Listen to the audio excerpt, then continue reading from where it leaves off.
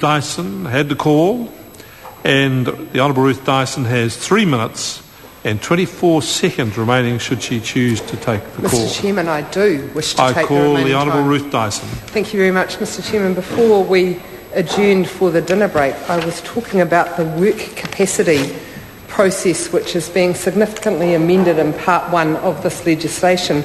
The work capacity process determines whether a person, having been injured and gone through some rehabilitation and perhaps treatment, is able to be exited from ACC or moved to independence, as they used to call this process, because their injury, they've recovered from it, they've been rehabilitated to the point that they can now be moved off the scheme. And in order to determine that exit, they go through a work capacity process. Currently, the work capacity process requires them to be determined as being able to work 35 hours a week. That's about the level that you consider that somebody would be able to keep their family on a 35-hour-a-week wage. It would be a bit of a struggle if it was a low wage, but that's the minimum that you can really expect that to happen. They have to be determined as having a real job. And I'll come back to that in a minute because I want to explain the difference between what Nick Smith and his colleagues in the National Party and ACT and the Māori Party are proposing to do to the integrity of this assessment and what is currently the situation. And the third part is that under the current legislation, what the person was earning before their injury is taken into consideration.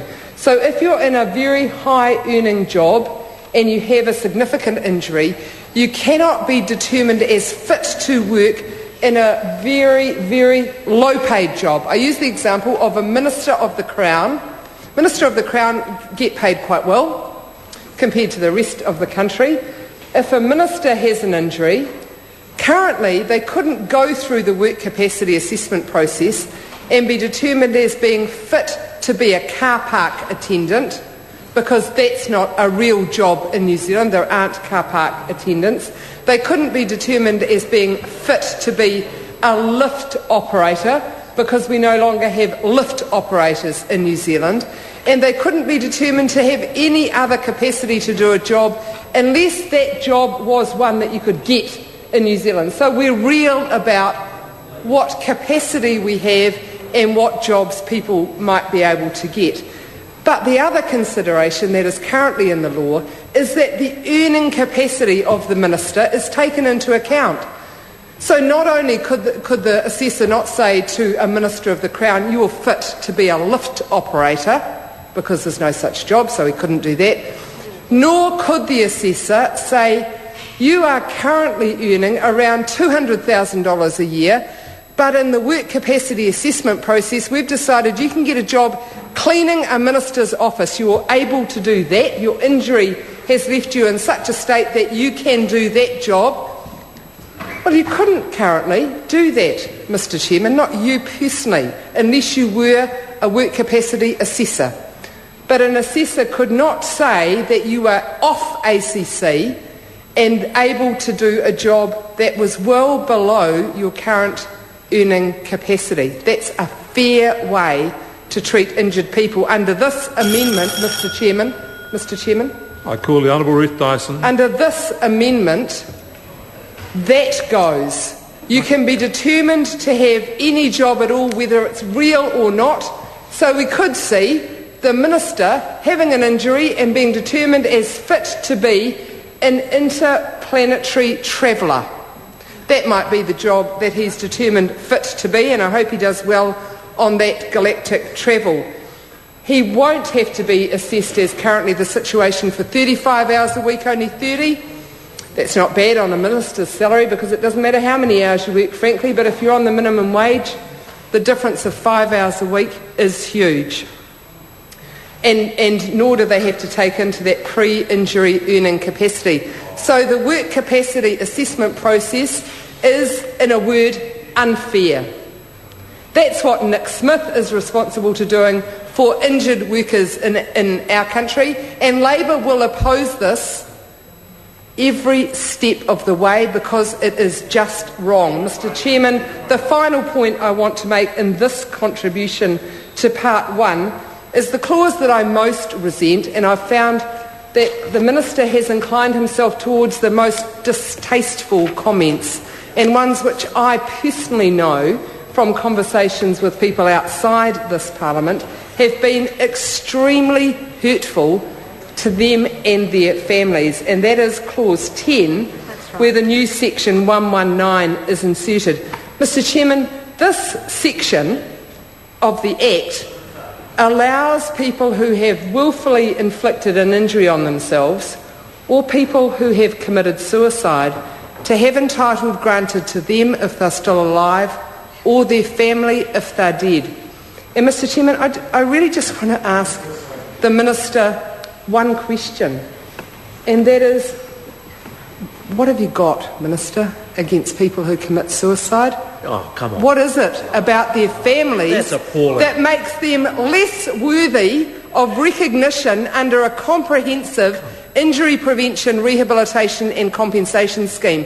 What is it about a person who's dead because they deliberately committed suicide, deliberately considered they wanted to end their life, had had enough of this world, had nothing to live for, quite literally? Why doesn't that person's family deserve their earnings-related compensation and support for the funeral grant in the same way as if a person who accidentally smashes into a tree on the way home, falls asleep, loses control of their car, smashes into a tree and dies?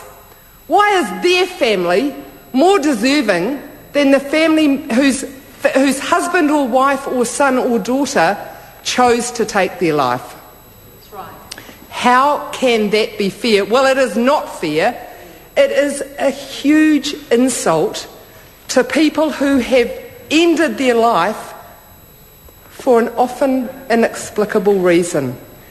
And it is made even worse because the family members of someone who has chosen to end their life always ask themselves, should I have done something more to try and prevent that? Was there something that happened today or yesterday or last week or last year that I could have done differently that would have stopped my husband or wife or brother or sister, son or daughter taking their own life? So on top of the huge question they have, why did we lose that person, on top of the guilt they feel, on top of the what could I have done better, questions which cannot be answered because their family member is dead, on top of that the Minister's saying, and because your brother or sister or son or daughter deliberately took their life rather than this just happened in a car crash or a plane crash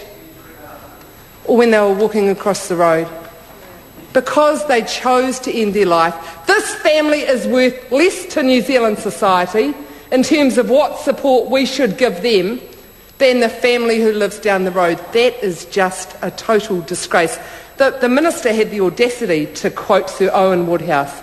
Well, Sir Owen may well have a comment to make, and he is more than capable of making it directly to the Minister. But I have to say to the Minister that by saying that Sir Owen Woodhouse said originally, Mr Chairman... John Boscawen. Thank you.